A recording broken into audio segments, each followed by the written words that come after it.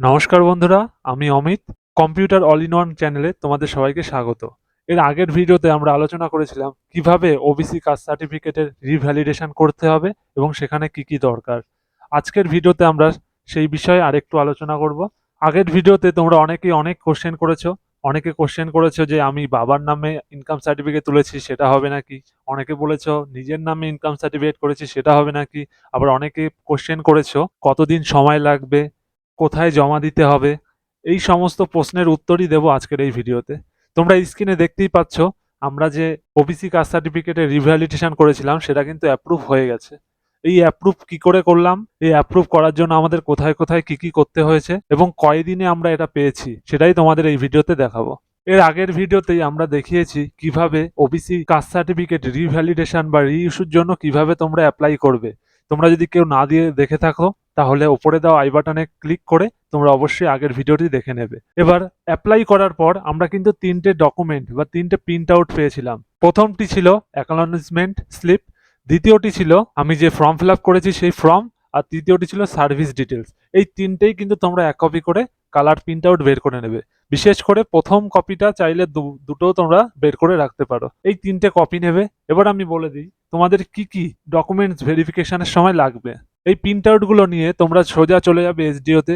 এসডিওতে আর কি কি print out লাগবে, এসডিওতে তোমাদের দরকার পড়বে তোমাদের ইনকাম সার্টিফিকেট। সেটা তোমাদের যে বাড়িতে যে কর্মরত রয়েছে বাবা অথবা মা, তার নাম দিয়ে করলেই বেটার হয়। অনেক জায়গায় কিন্তু নিজের নামে করলে সেটা রিজেক্ট করে দিচ্ছে, তাই তোমরা সেটা বাবা অথবা মায়ের নামে কিন্তু করবে। আর তুমি যদি স্টুডেন্ট না হও, তোমার যদি নিজস্ব ইনকাম থাকে, তাহলে কিন্তু চাইলে তুমি নিজের নামেও ইনকাম সার্টিফিকেট বানাতে পারো। আর যা যা তোমাদের ডকুমেন্টস লাগবে চাইলে তোমরা সেটা লিস্ট করে নিতে পারো। তোমাদের যেটা বললাম, ইনকাম সার্টিফিকেট লাগবে প্যারেন্টস এর নামে, তারপর তোমাদের নিজের মাধ্যমিকের অ্যাডমিট কার্ডের জেরক্স, তোমাদের নিজের যদি প্যান কার্ড থাকে প্যান কার্ডের জেরক্স, আধার কার্ডের জেরক্স, যদি আই কার্ড থাকে বা ভোটার কার্ড থাকে তার একটা জেরক্স নেবে।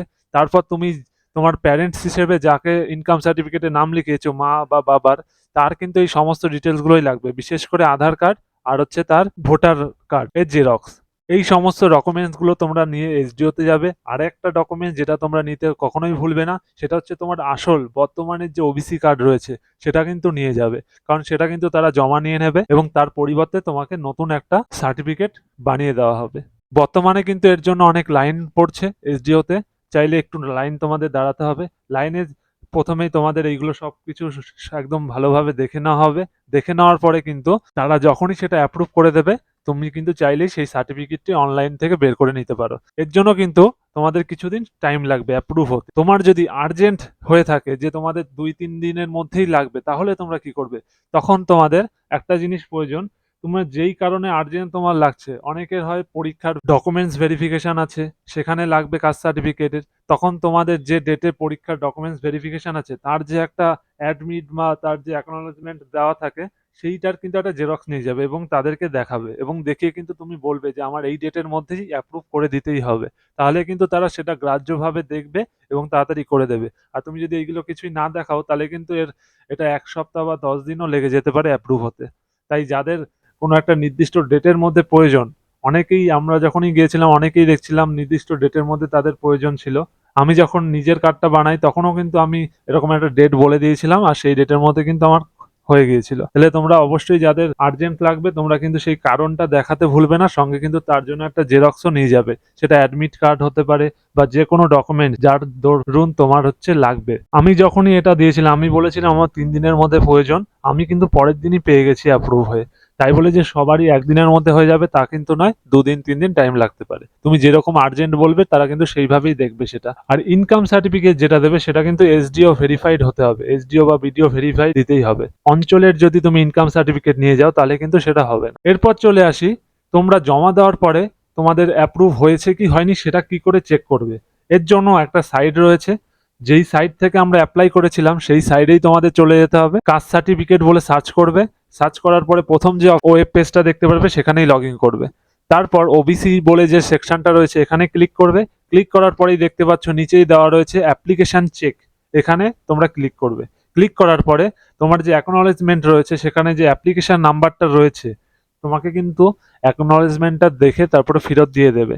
সেই নাম্বারটা এখানে বসাবে। আমিও বসিয়ে নিলাম আমারটা। নাম্বারটা লেখার পরে তোমরা সার্চে ক্লিক করবে, তাহলেই কিন্তু তোমাদের দেখতে পাচ্ছ তোমাদের নাম শো হবে, তুমি কবে অ্যাপ্লাই করেছিলে, তোমার বর্তমান ওবিসি কোন ধরনের, এ না বি সেটা দেখাবে, তোমার বাবার নাম অথবা মায়ের নাম, সার্টিফিকেট নাম্বার, আর এখানে স্ট্যাটাসের ঘরে দেখাচ্ছে কিন্তু অ্যাপ্রুভ। আমার যেহেতু অ্যাপ্রুভ হয়ে গেছে, তোমার যদি না হয় তাহলে কিন্তু সেটা পেন্ডিং দেখাবে, কয়েকদিনের মধ্যে সেটা অ্যাপ্রুভ হয়ে যাবে।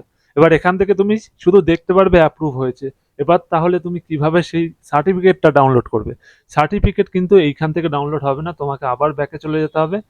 এখান থেকে যেখানে ওবিসি অপশন ছিল সেখানেই ক্লিক করবে, ক্লিক করার পরে লাস্ট অপশন দেখবে ডাউনলোড সার্টিফিকেট, এখানে ক্লিক করবে। ক্লিক করলে তোমাদের আবার এখানে অ্যাপ্লিকেশন নাম্বারটা লিখতে হবে, এখানে তোমার নিজের নামটা লিখে দেবে যেই নামে তুমি অ্যাপ্লাই করেছো। আমি আমার নাম লিখে দিলাম, যেহেতু আমি আমার নামে অ্যাপ্লাই করেছি। তারপর ডাউনলোড সার্টিফিকেট এখানে ক্লিক করবে, তাহলেই দেখতে পাচ্ছ ডাউনলোড কিন্তু সার্টিফিকেট ডাউনলোড হয়ে চলে এসেছে।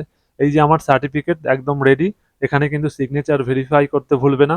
সিগনেচার কিভাবে ভেরিফাই করতে হয় যদি তোমরা না জেনে থাকো, এখানে কিন্তু কোশ্চেন মার্ক হয়ে থাকবে, তাহলে তোমরা কমেন্টে জানাতে পারো, সেটাও কিন্তু আমরা একটা নেক্সট ভিডিওতে তোমাদের দেখিয়ে দেবো। তাহলে তোমরা কিন্তু এই প্রসেসে তোমাদের কমপ্লিট ওবিসি সার্টিফিকেট রিভ্যালিডেশন বা রিইস্যু করতে পারবে। তাহলে আজকের ভিডিওটা এই পর্যন্তই। ভিডিওটা দেখে তোমাদের কেমন লাগলো?